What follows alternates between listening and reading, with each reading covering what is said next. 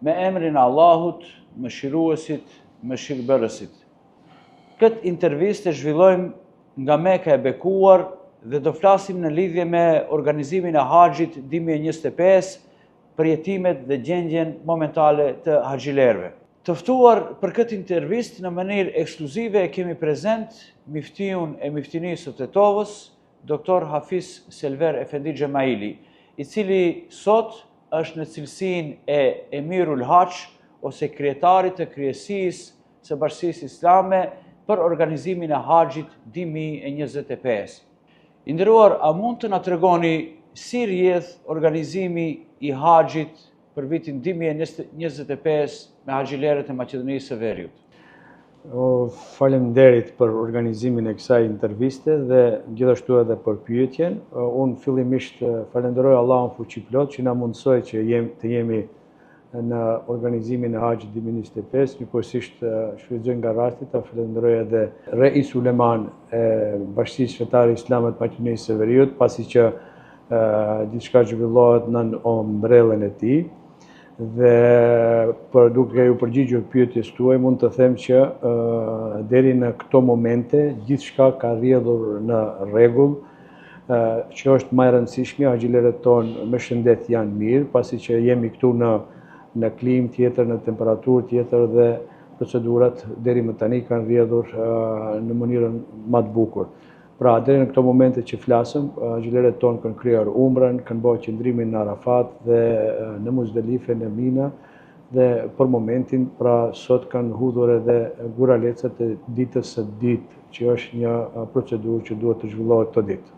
Organizimi është në nivel edhe nga autoritetet shtetërore të Saudis, në krye me ministrin e Haxhit, Taufik bin Rabia, dhe të cilin e falenderojmë për të gjitha angazhimet, normalisht në bashkëpunim edhe me kryesinë e Haxhit dhe udhëheqësit tonë, hoxhallarët, procedurat e Haxhit deri në këto momente kanë kaluar rrjedhshëm dhe në mënyrën më të bukur të mundshme. I nderuar, ju e përmendët Arafatin. Qëndrimi në Arafat është një nga pikat më kulmore të Haxhit. Ju lutem, si e përjetuan haxhilerët tanë këtë moment? Është e vërtet, ashtu siç e theksuat edhe ju, qëndrimi në Arafat është zemra e Haxhit.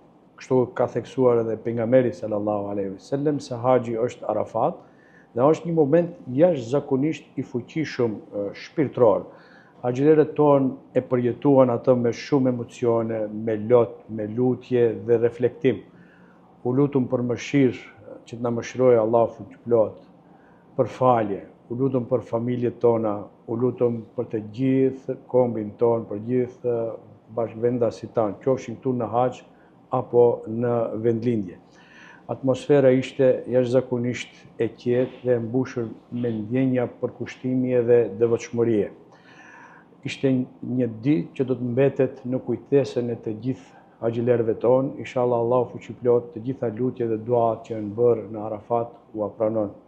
Pas qëndrimit në Arafat, haxhilerët më pas kalojnë në Muzdelife, ku kalojnë një pjesë të natës dhe më pas nisen drejt Minës, ku hedhin guralesët. I nderuar, si kaloi ky proces? A pati vështirësi? Si ishte organizimi?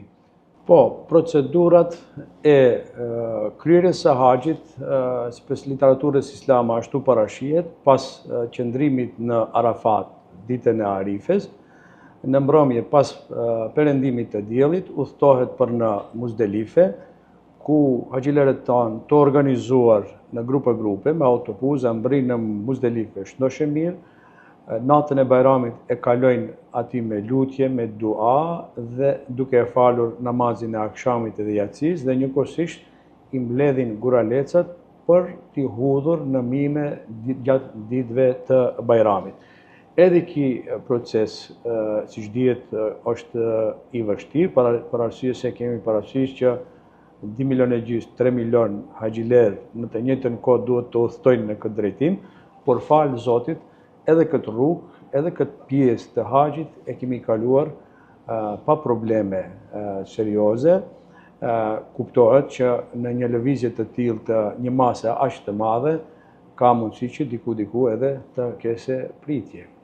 Mirë po, duke falendruar Allahun fuqiplot, të gjitha këto procedura u kryen në formën më të bukur. Marrë parasysh Arafatin, Muzdelifen, hudhjen e guralesave dhe në përgjithësi haxhi është një udhëtim i lodhshëm. Ju lutem mund na tregoni pak edhe për shëndetin e haxhive, si është gjendja e tyre shëndetësore? A është kujdesur mjaftueshëm ekipi mjekësor për ta? Është e vërtet, shëndeti i haxhilerëve ton është një prioritet kryesor gjatë këtij udhëtimi. Si gjithmonë, edhe këtë vit, BFI-ja, fal organizimit të mirëfillt, kemi pasur me vete ekip mjekësor profesional, të cilët kanë qenë vazhdimisht në shërbim dhe në ndihmë të haxhilerëve.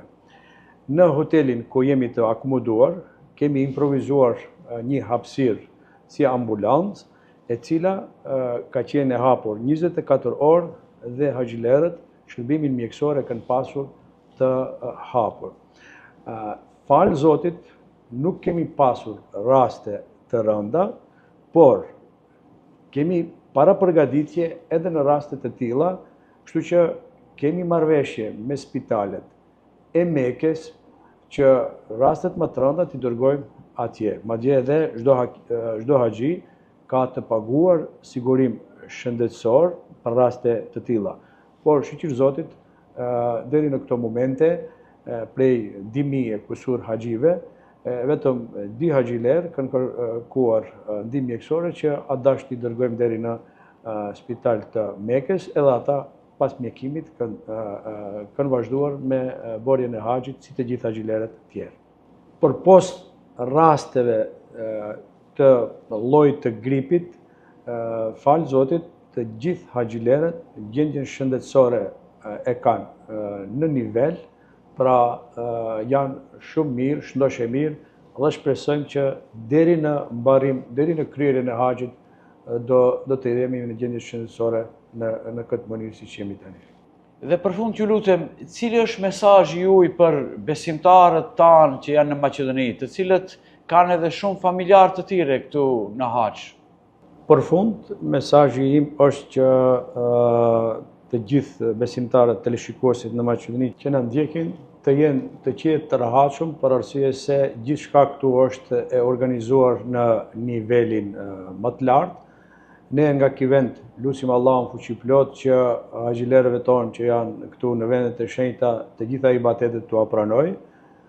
Atyre që nuk kanë pas mundësi të vinë në haxh, inshallah Zoti xhaleshanu ua mundson që vite tjera të vinë në haxh, dhe gjithashtu i rikujtojmë që haxhilerët që me përfundimin e haxhit, pra me kthimin në shtëpitë e tyre, haxhi nuk përfundon, por vlerat, mësimet dhe urësitë e haxhit që merren këtu, ato duhet të reflektohen pastaj në jetën e përditshme në vendlindje, në raport me njerëzit e tjerë, normalisht edhe në raport me Zotin e plotfuqishëm. Duke përfunduar, inshallah Allahu fuqiplot të gjitha lutjet, duat haxhilerëve tonë ua pranon dhe ua mundson që të kthehen në shtëpitë e tyre shëndosh e mirë dhe familjarët e tyre gjithashtu i gjejnë shëndosh e mirë.